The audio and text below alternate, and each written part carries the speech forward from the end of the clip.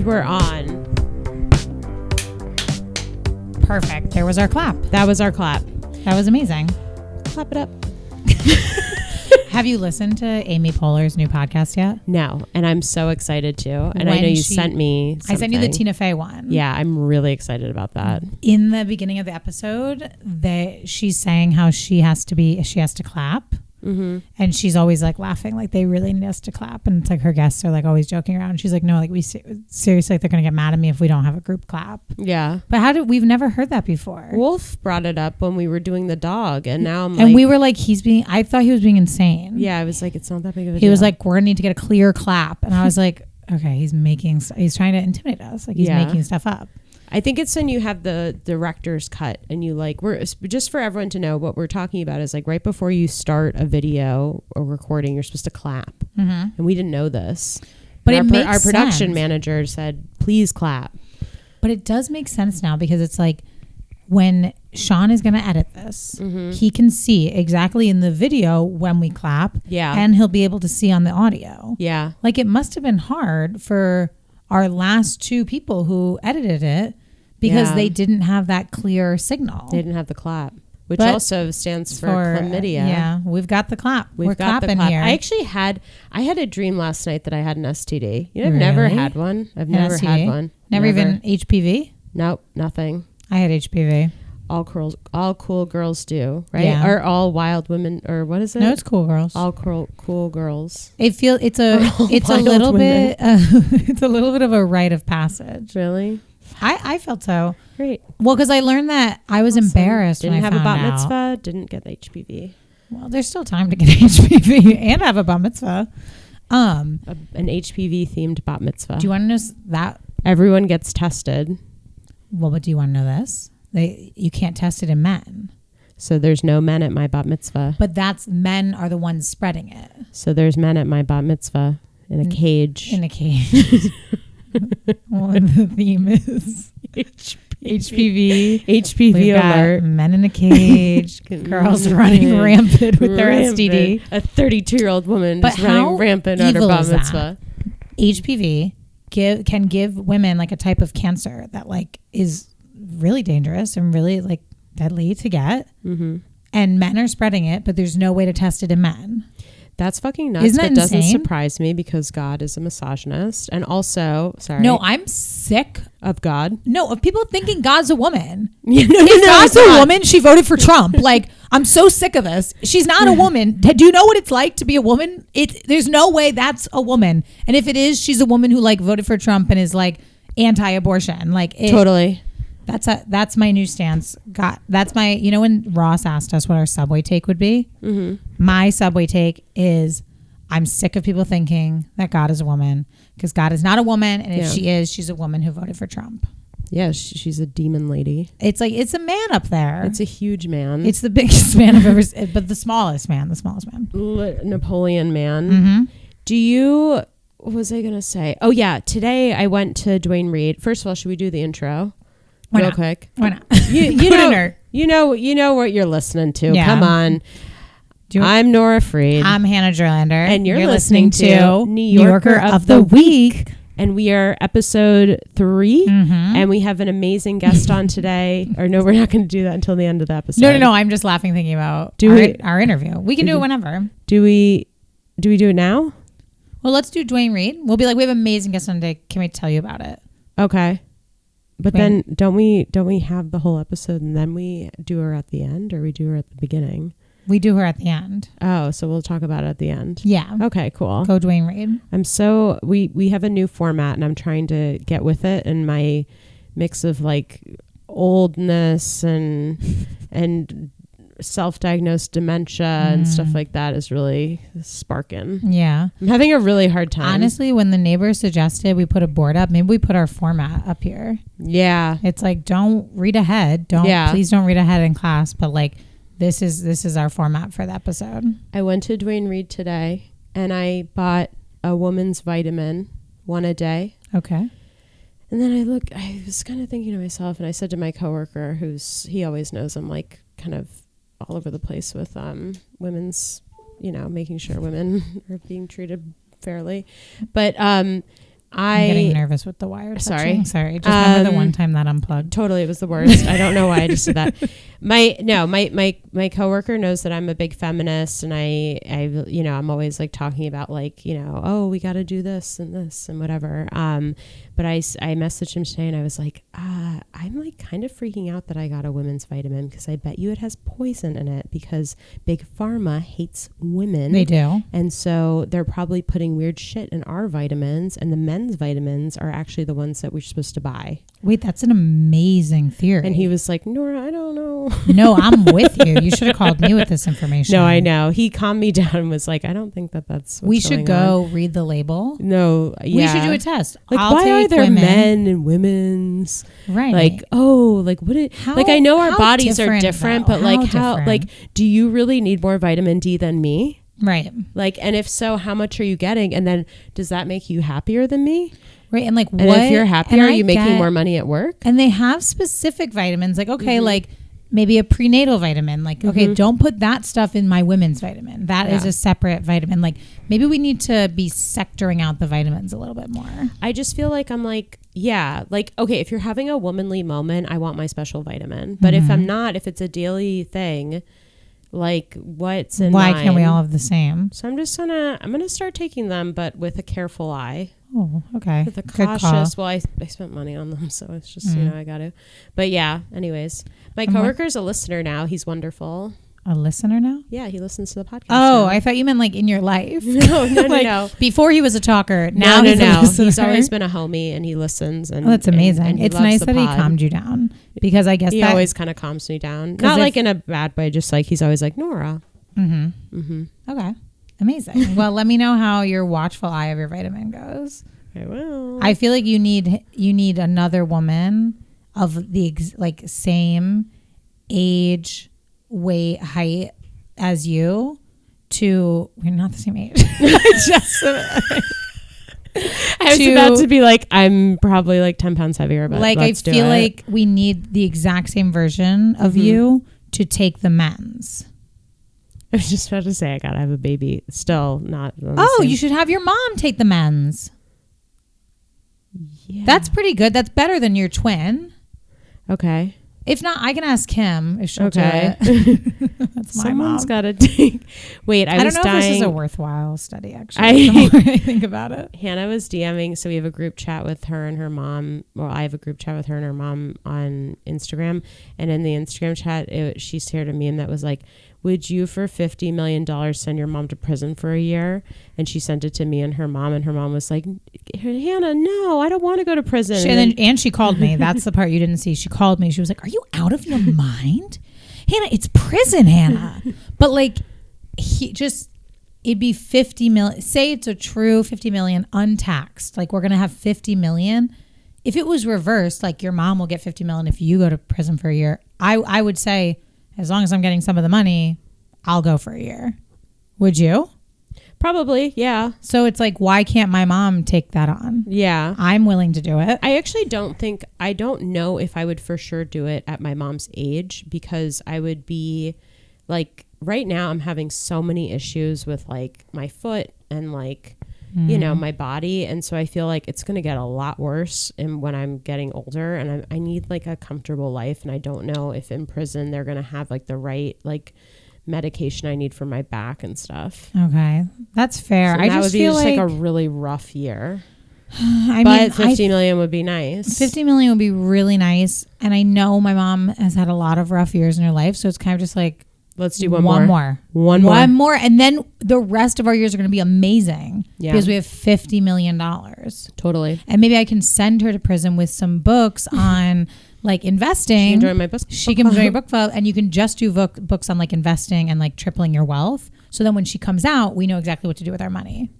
Yeah, and she'll actually have a lot of work to do while she's in prison. She's got a lot going on. I, of course, never want to see my mom in prison, but I'm just saying, like, totally those like hypotheticals about money.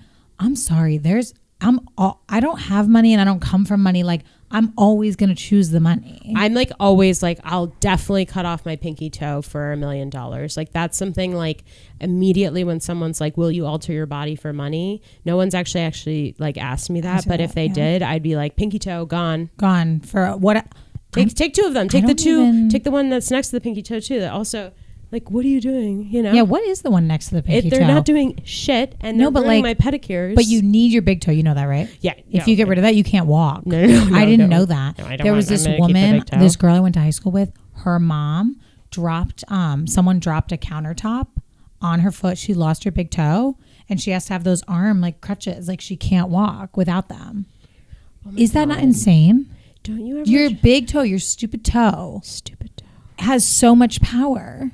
Oh my God. I know. It's scary. Watch out out there. I fucking hate these stories where it's like, and then a scissor dropped into my eye, and it's like, oh my God, like. No, but I'm just saying, there's nothing funnier than when someone, like, when we both understand what we're talking about. I do it all the time, but like you, for some reason, I'm like, let me give one more example. It's just like, okay, like I got what we're talking about. I hate those situations. No, it's just like, what I'm trying to say is, no, I wish people would stop telling us so that. Fragile. It is, because it's like some people live until they're 100 and never break a bone, and then some people have scissors coming into their eyes. I've been getting reels on, and I'm off TikTok right now. You made a TikTok again for our podcast. Oh yeah, everyone follow our TikTok page. New Yorker of the Week. But I'm off TikTok. Mm-hmm. But now Reels has started to tap into like how anxious I am, and they're trying to give me anxiety. And this girl was like, me before I was prescribed this antibiotic, her after, and she's like in a wheelchair. She can never walk again. It's like, please don't show me that. Like, I'm really sorry that happened to you. Penicillin? No. Okay. It was something both her and her husband are prescribed, and both of them are in wheelchairs. Like, what? You send that to me. Yeah. It's really scary. And they put the scary music over it. Like she's trying to scare me. Instagram is trying to scare me. I don't know why I'm so scared. I don't take anything ever. I don't go to the doctor. So like, I should probably watch that. I love taking an antibiotic. Do you think that, what TikTok and Reels needs? Mm-hmm. Like they need a filter for when you're like jokingly loving something. Because for me, like my entire Instagram reel is just about God.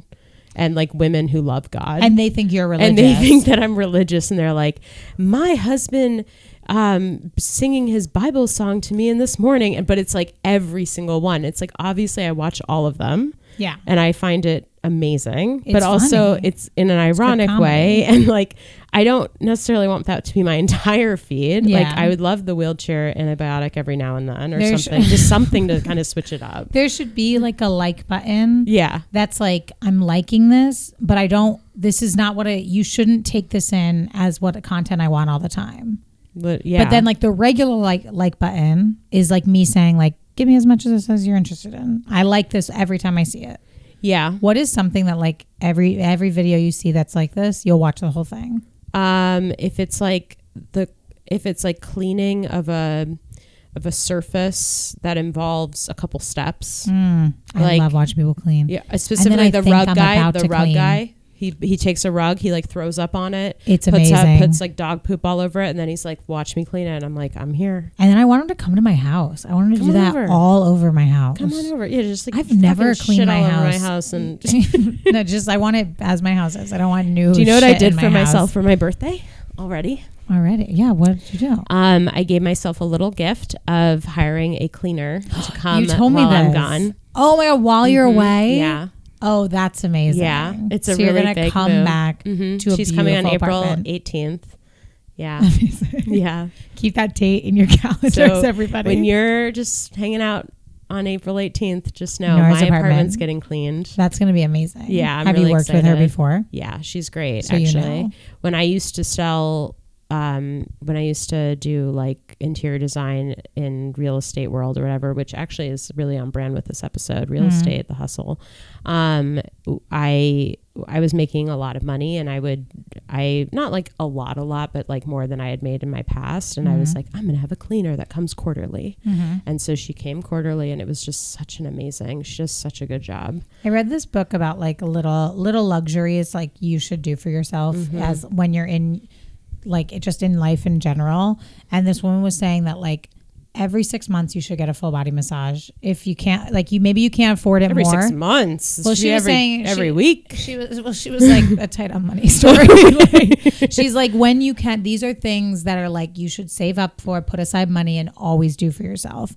And she was like, a cleaner, even if it happens once a year, like clean out your house and like get rid of a bunch of shit and then hire someone to deep clean it. Like she was like, these are just things that should happen to you, and they're not as expensive as you think they are. Not. And like they're not like, you know, you can't get I can't get a full body massage every week. Like I can't get my house cleaned like quarterly, but like I can get my house cleaned like twice a year. I can't do the quarterly house clean anymore. I'm doing a once a year birthday house cleaning. So but that's it's kind so of, but nice. it'll be nice. But I also, you know what I hate is when people, I never understood this. My mom had a cleaner when I was growing up. I lived single mom growing up. We like had this woman who would come every so often and clean the house.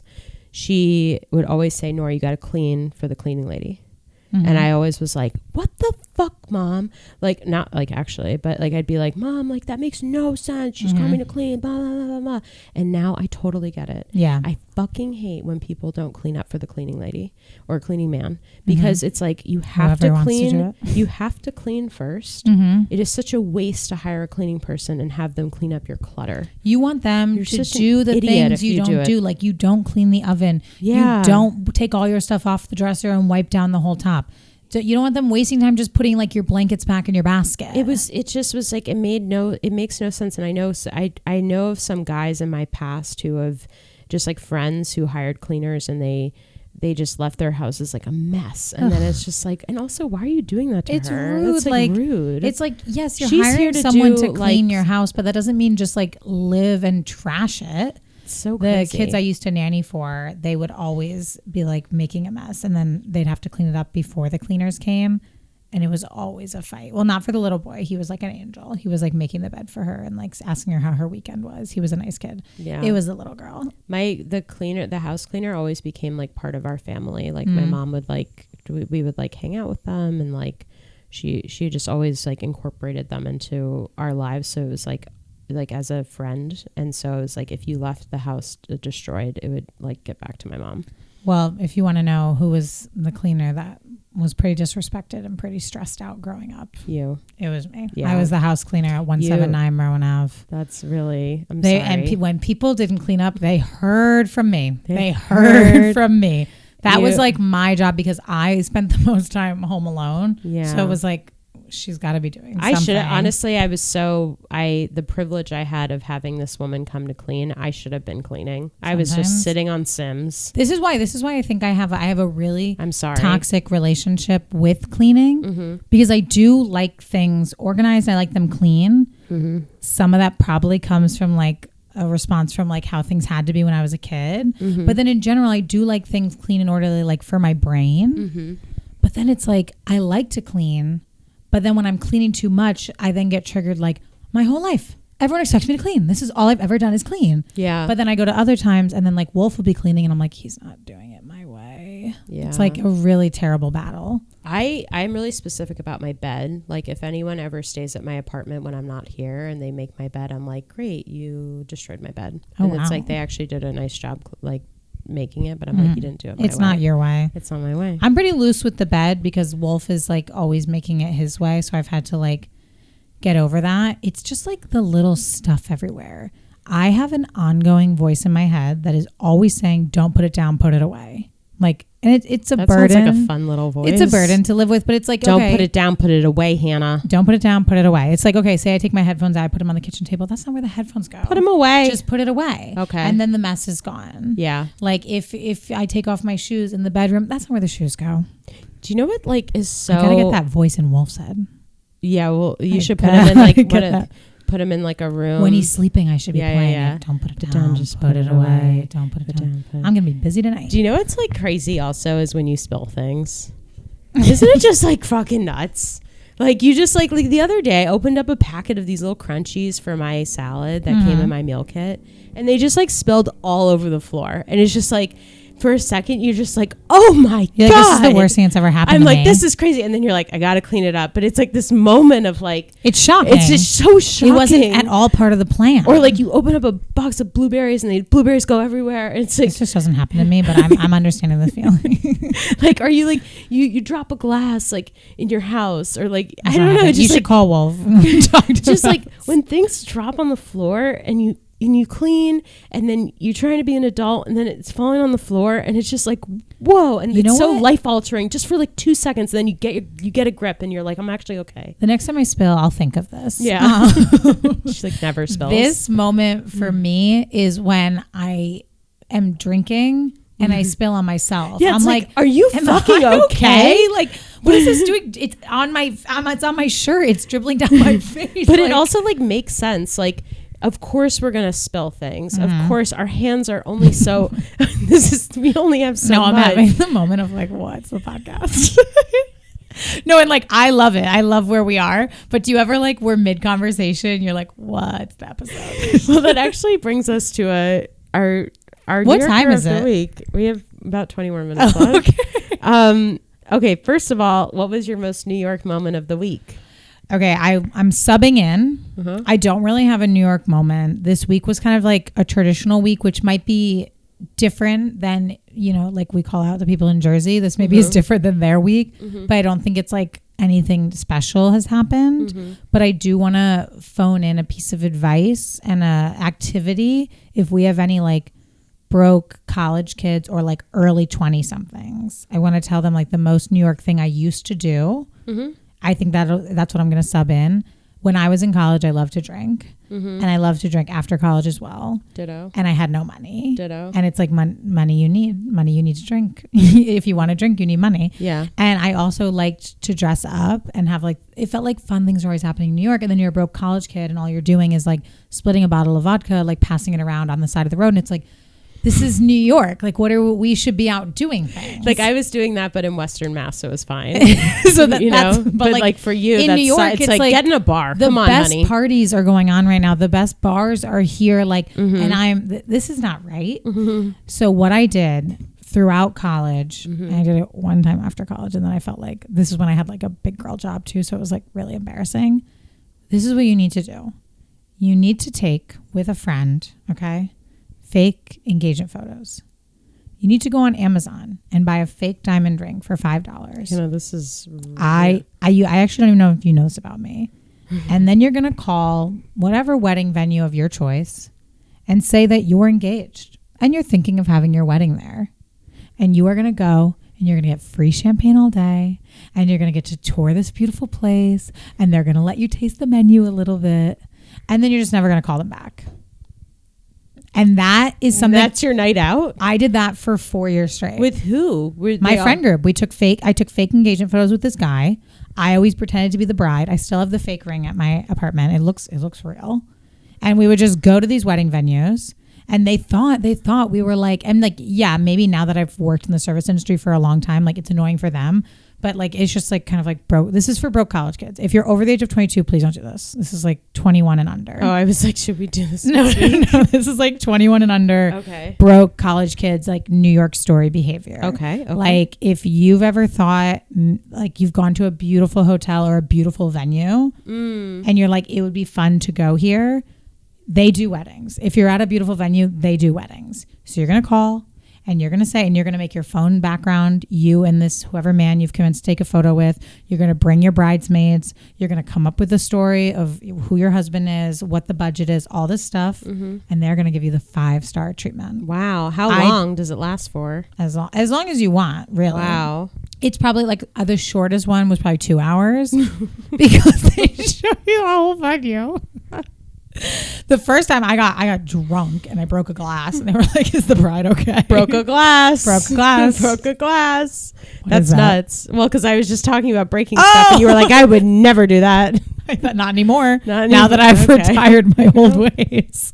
I'm still breaking stuff. But yeah, that's my like, that's like, you can only do that in New York. You can only get away with stuff like that in New York. Because if you do that small town, word gets around. Word gets around and then you're the skeevy kid. In New York, you can do stuff like that and it's just like, you're like a New Yorker, trying to have some fun, trying to get a drink, trying to live a little. Yeah. So I want everyone to do that mostly because I can't do it anymore. And the next time I'm at a venue, it's probably going to be like for my real wedding. So it's not going to be like me getting drunk and being crazy. It's going to be like, okay, I really have to look at this venue because I might get married here. You and I would have killed going to these fake weddings. Oh my God, Hannah. Every time I'm like thinking about if we had met in like college in our drinking escapades. What a fucking crazy. I know that you would have been front and center. Like, yep, she's the bride. This is my maid of honor. You would have been like, she hates this food. Next plate. Are you fucking kidding me? Or give us this trash. Do you know how much she makes? Whore. Flip over the table. Give her new dinner. And we need another bottle, by the way. We need another. Her husband, and then I like did these fake phone calls with my husband. I was nuts. I really wish I want to see all footage of this. I've got it for you. Amazing. What's your New York moment? My New York moment was this past weekend. It's just crazy. So we're on the train. I'm coming back from uptown. I'm on the 2-3, and I sit down, there's like a crew of people, and then this guy comes on, and he's clearly in a blackout. He's holding a bottle of wine. He's dressed like pretty normally, but he's just like totally blacked out, screaming, reeks of cigarettes, lit up a cigarette in the middle of the train at one point, which like that doesn't bother me anymore. I'm just kind of like that. It's sometimes smoking hour, you know? Mm-hmm. But he just started getting kind of aggressive, and it got to the point where like as a group, we all kind of were like, all right, time to get on the other car. And so like every stop, I had like 18 stops to go. Every stop, the whole group would get off and run to the other car. Mm-hmm. And then he would come to the other car through the little doors where the cars are connecting. And everyone would be like, he's coming. God damn it.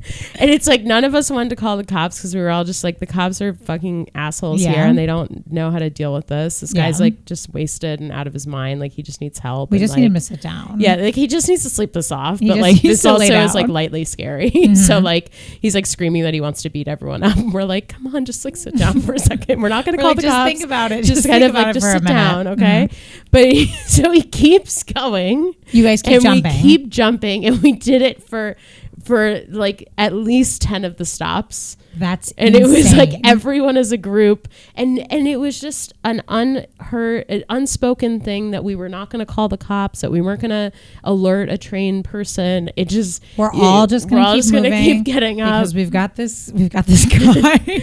And every time he'd come in, we'd be like, oh man, he's like, coming back. Next stop. And then sometimes we'd go a couple cars down, but he still found a way to get there. Was he like addressing you guys, or he was just like going car to He's car? just like doing his rounds, and like every time he would come in the car, it was a kind of a new topic. It was like he's like testing material. Yeah, he's like testing new material, and then he's like coming up and like threatening new people. And then there's also he was like threatening like people directly. Yeah, he wasn't just like yelling. No. He was coming up in front of people and being like, "I'm gonna fucking kill you." And we were all like, "Okay." Okay, that's more aggressive really than I was like originally picturing. Yeah, he told me he wanted to beat up my pussy. Oh. So I was kind of like, oh no, we're going to get off this car. But anyways, yeah, he like stood right in front of me and he's like, I'm going to beat up your pussy. And I was like, I get up. I was like, oh my God. That's the worst thing he could have said. It's just, but he was doing it to everyone. So it was just kind of like, I got the pussy one. He got, someone else was going to get beat up. Like you get what everyone was like everyone had like a different like superlative. Yeah. But anyways, every time you would go into the new car, you kind of had to like tell other people what was going on. And then slowly the group got bigger and bigger. So we kind of like recruited. The whole train is in the first car. That was probably his dream. Like now all the people I'm trying to beat up are gathering, they're working together, and they're moving to a smaller location. We're like, come with us. Like one lady's like, what's going on? And we're like, you don't want to know, just come. And she's like, all right. And she just gets up to come to the other car. It's like, it's just, that's so New York. That's so New York. So New York. Like nobody thinks they're like in, like everyone's uncomfortable, but no one's like, I'm in super danger. Like we're not calling the cops, we're not fighting for our life. He was like waving the bottle of wine around like it was a glass bottle. It was just like, I was just like, oh my God, this guy, I kept thinking this guy's gonna have the worst morning the next day. And can you imagine, like, you know, when you blacked out and then you have like little spurts of like memories, it's just gonna be like everyone running from train car to train car. And he's like, I kept following them and I said this to her and then I said that to him. The following's crazy. That's actually really scary though. It's like funny from a distance, but like it's actually a little scary. And it's funny that nobody was like, I'll just get the next train. Nobody was like, I'll get off and wait for the next train. No, never. We have places to be. I feel like I would, if somebody said to my face, I'm going to beat your pussy up. Maybe if I was alone, I would wait for the next train. If I was alone, but we had a group. It was a whole crew. You were safe. It was a whole crew. A whole One guy it was a community. One guy was wearing a Rangers shirt. You don't even want to know what happened with that. He's like, the guy came up and was like, I fucking hate the Rangers. I hate them. It's like screaming at this guy who's wearing a Rangers shirt. And he's like, I'm never going to wear this jersey again. The Rangers aren't good. So it's like, what the fuck? If you had any sort of appearance, like anything going on, it was part of your superlative. He was like roasting. For me, I was beat the pussy up. What did you have on? I was just wearing all black, so I didn't really have a lot going on. So he had to go under the clothes. Like, kind of just. There was nothing to pick on. He was outside. He was riffing. But if you had like a jersey on, or you were wearing a Mets hat, like became the baseball guy. I guess like better for the comedy community, better that he was on this train than like at an open mic taking up time. 100%. Because we know what it's like when somebody is at a mic who's not well, taking up time, scaring people. Do you feel like there's a lot of that recently? It looks like a beautiful sunset outside. It's a beautiful day. Do you see? We should be listening to U2. What a shame. Do you really feel that way? Huh? Do you really feel that way? I really love U2, yeah. Oh, wow. Yeah. By the way, speaking of U2, Alanis Morissette is getting a residency at Las Vegas. How is that speaking of U2? Because U2 had... Speaking of U2, Alanis Morissette. Did I not talk about this with you? Are they doing something together? No. U2 had the U2 experience in the Sphere in Las Vegas where you could sit. I actually knew this because everyone hated their... What was it? It was some award show. People don't really like U2, Nora. That's actually not true at all. No, wait. Like our age demo, I feel like you should start asking around. No, because everyone's mad about the iPod thing with the red iPod when they force their songs onto everyone's iPod. That's what they're upset about. I was thrilled. No, it's like people like I don't think they like U2. They're not into their music. That's not. U2 is an amazing band, and I'm saying that one not of their ironically. Songs? Beautiful Day. I was just singing it. Another one? Is there another one? Joshua Tree is a great album. I don't know that. Yeah. I never really got into Bloody U2. Someday, Bloody Sunday, or maybe that's not the words. They're great. Okay. I've literally, I think like gun to my head, never in my life have I ever heard someone say something nice about U2. You know who I think really likes U2 is Issa Rae. Okay. It's like just like I think I remember that she likes U2. U2's Bono. Yeah, I think it's something. Maybe it wasn't Issa Rae. It's like some comedian has a show and she like loves U2 and everyone's like, what the fuck? I know that people have mixed feelings about U2, but let's be honest, best band ever. I think maybe today on my walk home I'll like listen a little. It's so motivational. Really? Yeah. Beautiful Day, I guess, is good. And he really kept up his look with the purple glasses. Yeah, I think that's like a note for him. Yeah, maybe. I don't think he does it for me. Does it for me. Yeah. I think we actually, something we've never addressed is that I think we have really different music taste. I feel like that is something we don't align on. We align on oldies stuff. I feel like we can listen to a little Aretha Franklin or something. Wait, we only have a couple more minutes left, and we have to introduce we have to talk New about Yorker our of the week. So guess who our New Yorker of the week? 1, 2, 3. Laurie Cooper. She's back. Laurie Cooper was on our other podcast, High Heels and Punchlines. Mm-hmm. And at the time, she wasn't as big. Now she's she was big to us, and I think she was starting to gain a following. But there were a lot of people who were really confused who we had on. And now she was like on the New mentioned on that page. Yeah, the New Yorker page. She's like a lifelong New Yorker. But she's giving advice. We just gotta say that we knew her before she got big. She was always big in our hearts. She really was. She was such a star. Especially Nora, have to give the credit. Like, really saw something in her. Like, Nora has a cameo that will just like make your day. Tears. Like, she has always had. She kind of like when we think about what we're looking for New Yorker of the week.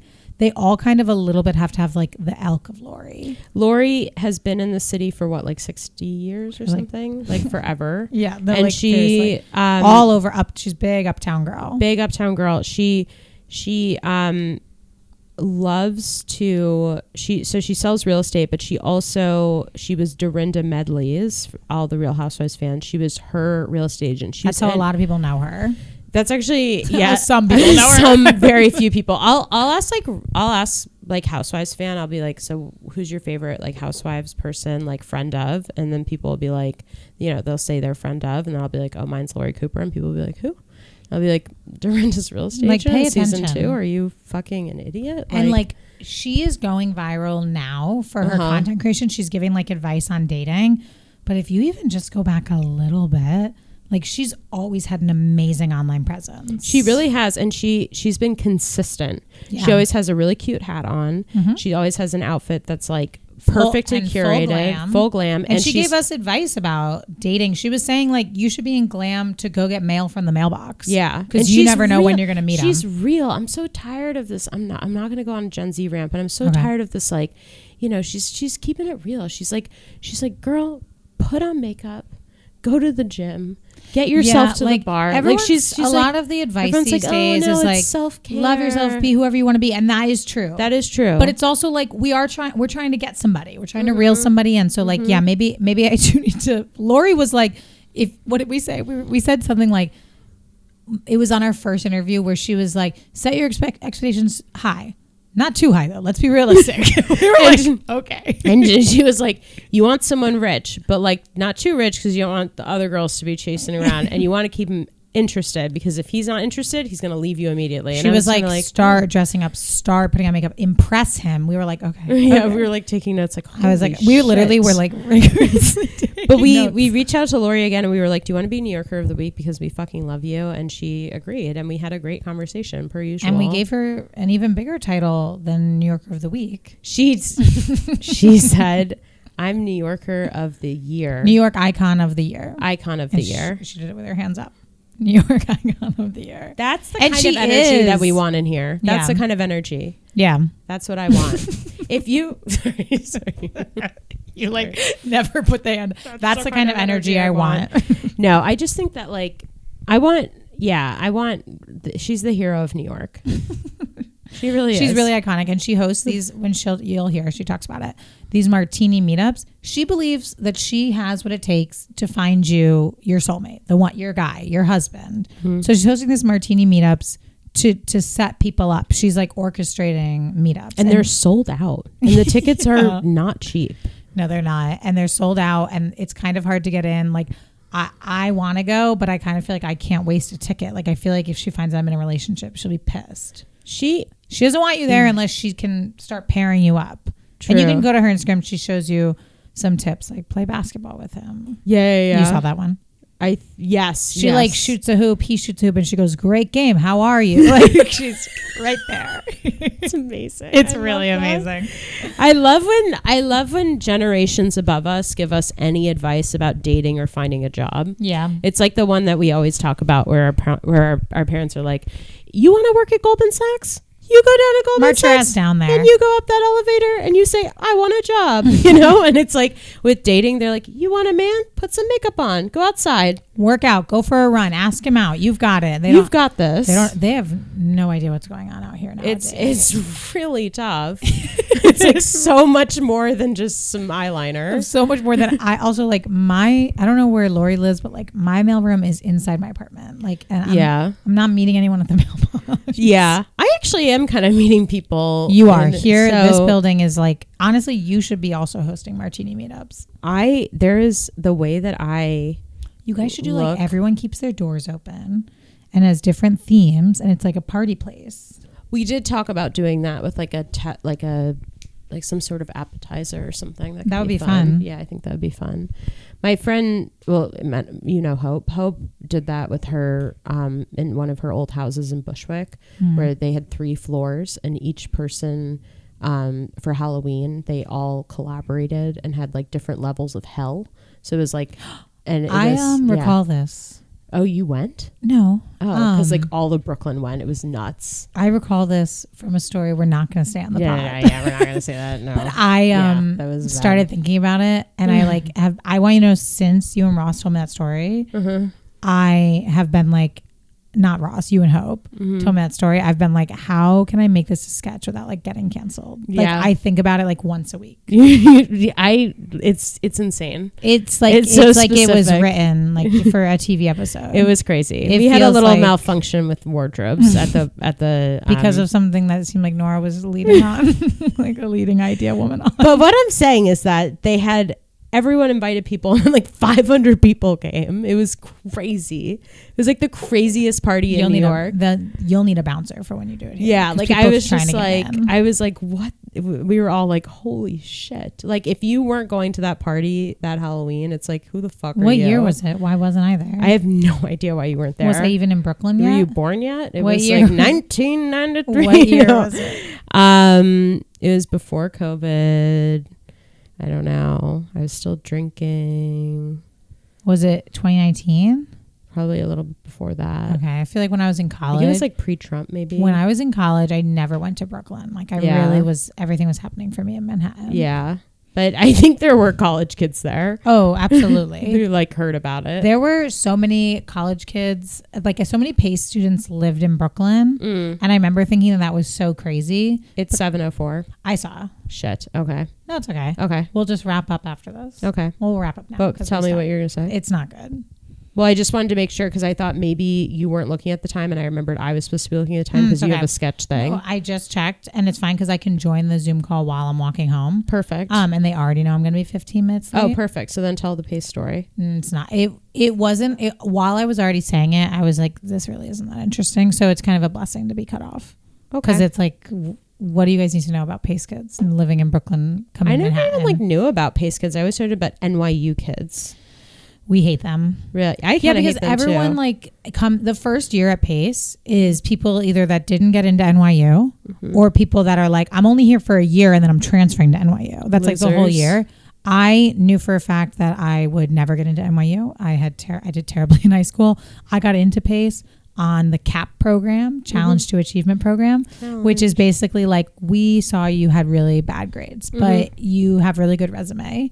So you can do a year here, but if you don't get your GPA to at least, I forget what the minimum was after your first year, then you can't stay at PACE. But we'll give you a year to like step up in this environment. They got rid of that program. I love that program. That's a great program. It's an amazing program. It's like, because you don't know, like in high school, money was tight. There was lots of stuff going at home. I had to work a job. Like school didn't matter to me, but I didn't want to be in my hometown. I needed to get out of my house. But it's like my grades weren't doing well because I had like real life stuff going on. You're cleaning the house. But now they're like more than that. Like everything. But like it was like, now here you go. Like you're out of your home. You're here. Show us that now you can apply yourself and like meet. Totally. And it wasn't like get a 4.0. It was pretty like, it was like get a 2.7. Everyone should just go to college for free. But don't even get me that started. as well.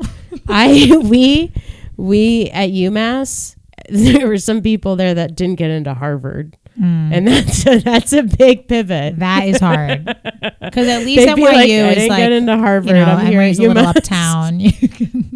And we were like, welcome to the party, baby. We were like, you're going to have a lot of fun. You're going to have a lot more fun than you were going to have at Harvard. But honestly, everyone at UMass was so down to earth about going to UMass. Everyone was just like, we all worked jobs all throughout college. We were all like, UMass is like, I mean, it's a good school, but it's like also a big ass party school. Yeah. So it was like, everyone was just keeping it real. There was no competition. That's nice. It was really fun. I would do it all over again. I loved PACE. Especially sophomore, junior year PACE are now people that's like, we're not going anywhere. Yeah. It's like, we all chose this decision. It's great. And you're like, I like for 4 years was in college with all my best friends in Manhattan. Like, that's amazing. That is really nice. Would not trade for the world.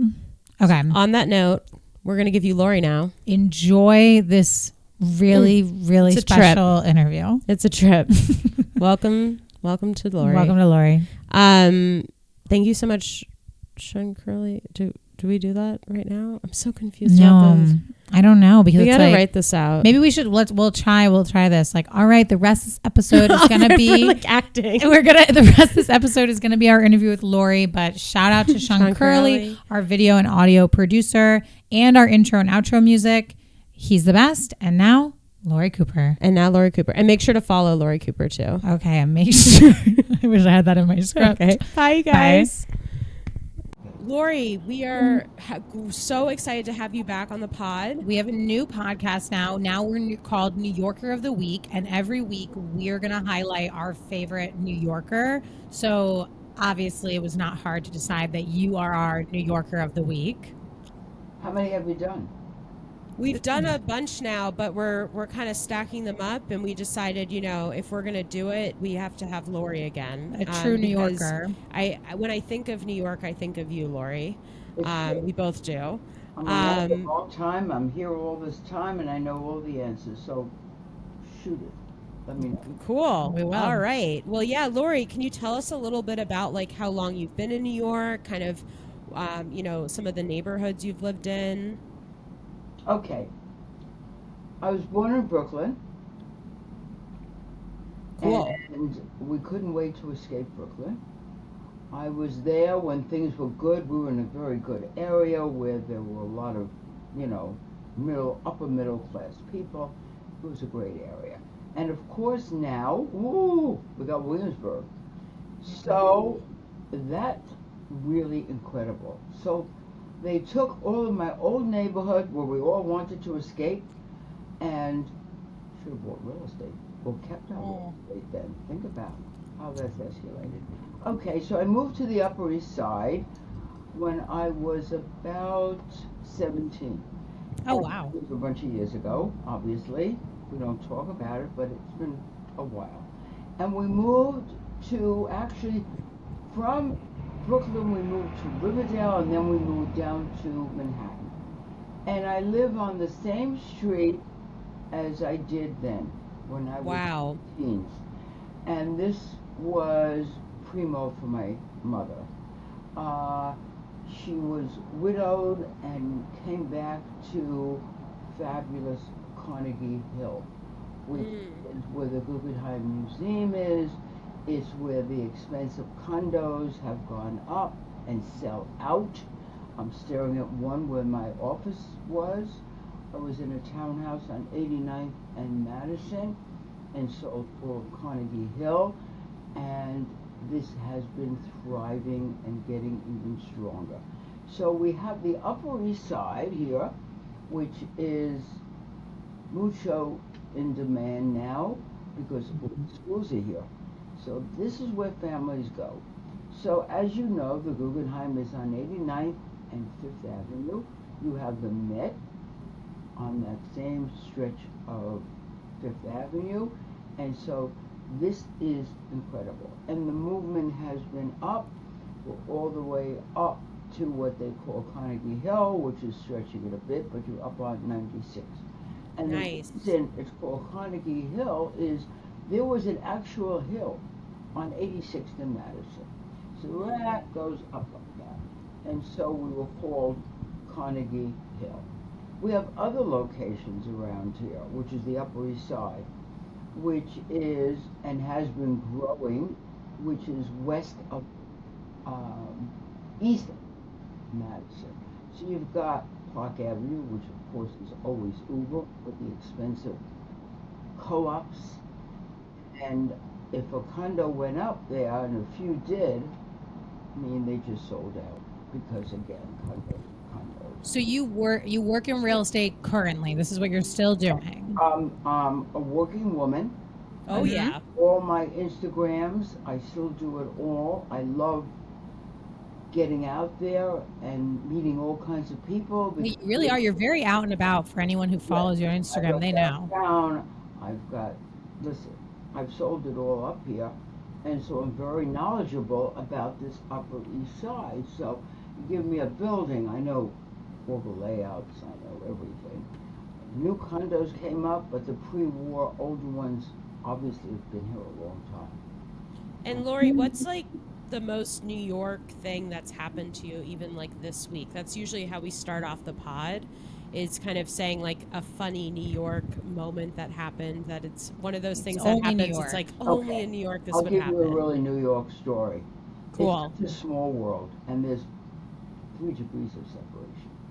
So I went out with a friend of mine, two friends, yesterday, and we had brunch in the West Village, Jack's wife Frida, and we were chatting away, and of course I asked her if she is coming to my martini meetup this Thursday. Yes, we want to hear all about that as well. And she said yes, and then I said, do you know the owner of all these bars? He owns 11 of them.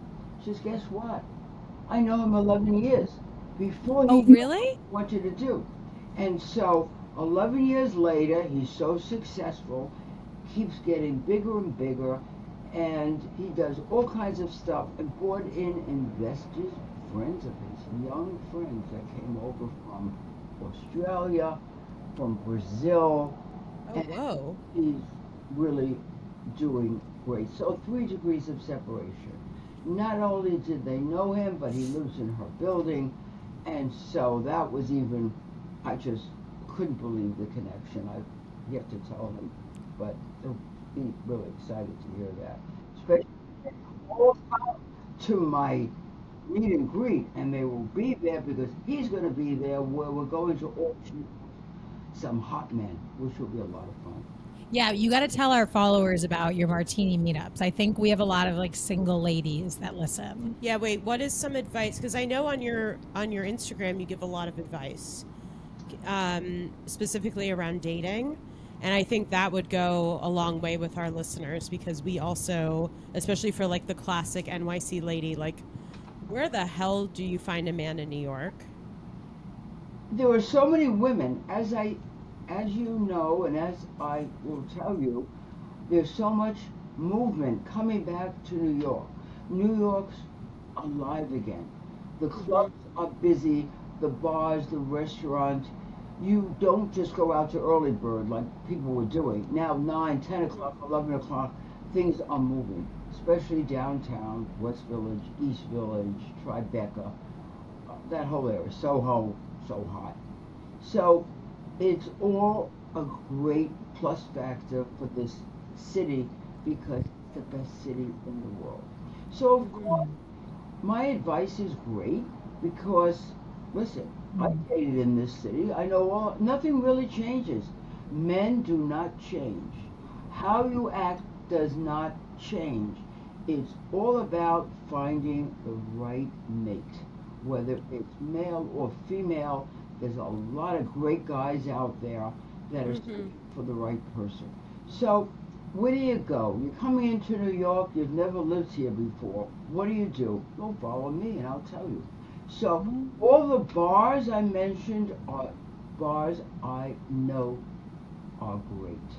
Really? I did not mention anything I have not witnessed, whether it's food or bars, get-togethers, happy hour. I know where the action is because I've seen it. So nothing is a waste of time that I say. And my advice is great advice. I've lived it. What's better than some young girl giving you her advice is bullshit. You need someone that's been there, seen it. If it's not me, I've seen so many people, dated so many people. I know what it's all about. And the whole thing with my martini meetups is community. People come here, they don't know anyone. Yep. They're beautiful, they're smart, they're clever, they got the right job. Hello, where do I meet people? So women need to get together. And so when you find community, which is what we need after COVID, and so during COVID, and you're lost out there, you need to meet people. When you meet other women, you're going to meet other guys. You're going to go. You're going to go with someone that you just met. I mean, you could go to a bar, cross your leg, and see who shows up. But it's always better to have one person with you. Don't go with 5 girls. Go with one. Unless you want to have fun, you go to a bar, you all hang out, and you meet all kinds of guys, like I showed on a podcast last week. So there was a lineup of guys and girls in there. Wow. So you like facilitate them meeting each other? Yes, of course. I mean, you just talk to the people there. Never be afraid to speak to, hello, sitting next to you at the bar. Everybody wants interaction. There's no such thing. You can't be shy. If you're shy, you're never getting anywhere. You can just stay at home, cozy up with TV and your dinner in front of you. How boring. Get out there is what I always say. Never stay home. Who cares if it's raining? I had an event in the rain. They all showed up last time. I couldn't. Rain? It was snowing. East Village. It was freezing out. They came all from Long Island by train, by bus, by cab, just to get into the city to have this meetup community. I love it. It's important. So that's online. You really don't know what you're getting into. You don't. And when you're meeting people and you go to the bars and you go to the places, you're meeting them face to face. Why waste time? I mean, the only time you could ever do a dating app is, or you're introduced to someone and you haven't seen them. You gotta go to the places I tell you where you have coffee. You can sit a while, talk to them, and they, bye-bye. It's not for So you that's spend a whole evening, and if it turns out it's a good coffee meetup, you go to the restaurant, which I tell you is across the way. So it's all easy. Just keep going. How often are you having these meetups? Yeah, and I think just to give our listeners some background, so Laurie is a top real estate agent in New York City, and she sells some of the most beautiful properties all over the city. And on top of that, she hosts these martini meetups now and has a very large following on Instagram where she provides advice on dating and all things kind of NYC lady related. A lot of fun and games. You're meeting new people. The whole thing is meeting people where you're comfortable. Meeting the girls is easier than throwing you into a room with a lot of guys and girls. You go places and you go meet them, because I have so many lists of where to meet someone. And again, girls, I always say the same thing. I'll say it again. Get dressed. Look good. Don't go out wearing jeans all the time. How boring. Make yourself look good. And always make yourself up. Never go down to get your mail without makeup. You never know who you're meeting in the hallway that's in your building. Always look good. It's the old story. How many women used to go to bed with makeup on?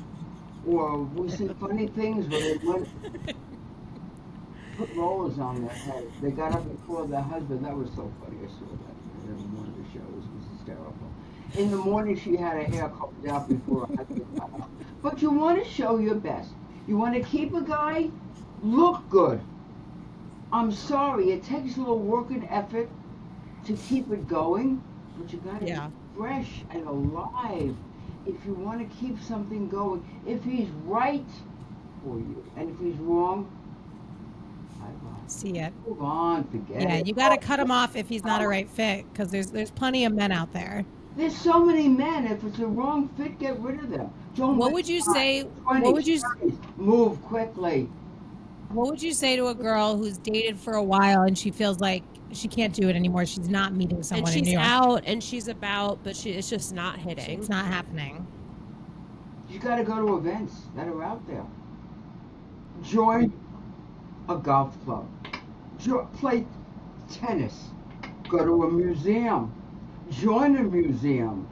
Go to lectures. You meet people. There are so many ways. An art gallery. Go to an art gallery opening. That person you meet there may have someone for you. It's where you have to get out. And you're lucky. Can I say something to girls? You're all out in New York. Where else in the world can you socialize like this city? You don't need a cab. You don't need an Uber. You can walk everywhere. Go to your neighborhood. The bar or your street corner. You know them. They know you. Come in there. Familiarize yourself with everyone. Sit at the bar. Not today or be tomorrow. Be friendly. I mean, I see people talking bar across the street from you. Everyone in the neighborhood. bad weather, don't stay home. Go out. Oh my God, Hannah's I'm making fun of me. I made a comment about how to Nora, when you said to put the makeup on for the mail, I said that was for her, but only because I think everyone in her building is like young, hot people.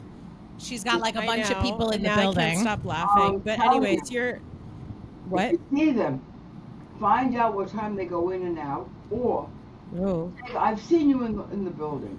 Are you interested in? I have an event. I figured a good time to meet you. Would you like to go with me? Do not. Gotta be aggressive. If you're not aggressive, girls, you get nowhere. Okay, this is kind of what I was saying. Yeah. Maybe I should. Okay. Everyday life, you must love yourself and then feel good about yourself and be aggressive. Okay. No, literally. Get that guy. Nothing like getting married. But if you don't want to get married, that's another story. But if you still want to have a family and get married, it's great to have a friend with you. So we're super excited to come to one of your martini meetups. When is, like, where can people find them? What's going on? Can you, like, give people who are listening, like, where can they find the martini meetups? What will they expect? They're going to be once a month. Okay. Oh, great. This Thursday. Okay. And it'll be next month. You have to follow me on Instagram. Yep. TikTok's exploding, so you can see that on TikTok as well. So cool. TikTok or Instagram. Just keep following me, and I give you all the updates. And then see my reels. My reels give you all my information.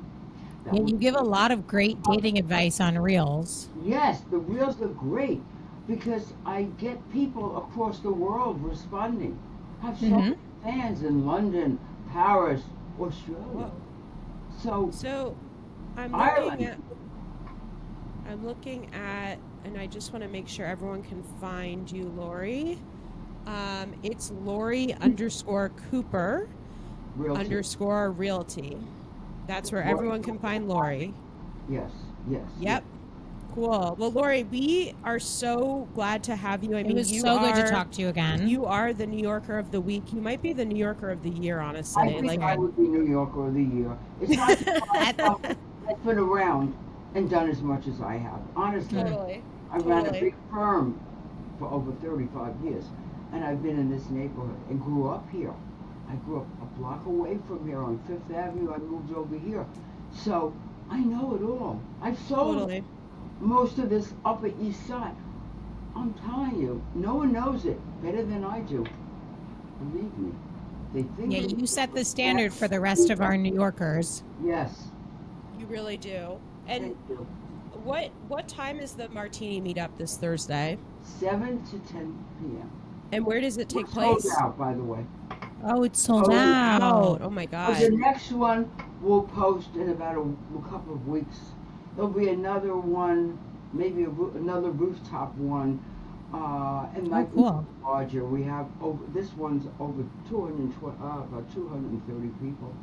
I'm going to try to go a little larger than that, but you just want to go and mingle. This is what you want to do. And the advice I give you is best. And we may do things later on where there'll be guys. We'll figure it out, but we're moving ahead. Awesome. Successful, and you women need me. You really, you guys need me. Yeah. I mean, I can tell a guy what kind of woman to go for. Yeah. Don't waste your time. It's got to be a real person, a good person. Yep. And not someone that's full of it, not a playboy that's out there. Just waste your time with a playboy. Yeah. What absolutely. As we're going to sign off now, Laurie, and end the show, but one thing that we would love to end with is one piece of advice you would give a new or just existing New Yorker, like someone who needs to hear it, who needs a little advice. How do you crush it in New York? Get out. Get out. Get out. Okay. Go to West Village. Go East Village to the bars. Go to Soho. Go to Tribeca. If you're uptown, we have East Side places. You want the West Side, we have West Side places. They have been tried, and I know they're right. There's lots and lots of people there. What does it mean? A drink. Go in there. Trust me. They'll find you. Do it. Let me know how successful you are, because I've gotten response from so many people. Oh, really? Listen to you, and I'm dating someone I met, and this was in Williamsburg.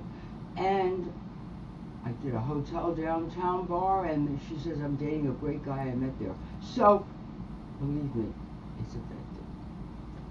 Awesome. Well, Laurie, thank you so much. Best. You're truly an icon. We love you, and we'll definitely try to make it to the next Martini meetup. Icon of the year. Remember that. New York Icon of the Year. Yes, exactly. Absolutely. Boom. All right, Laurie, we love you.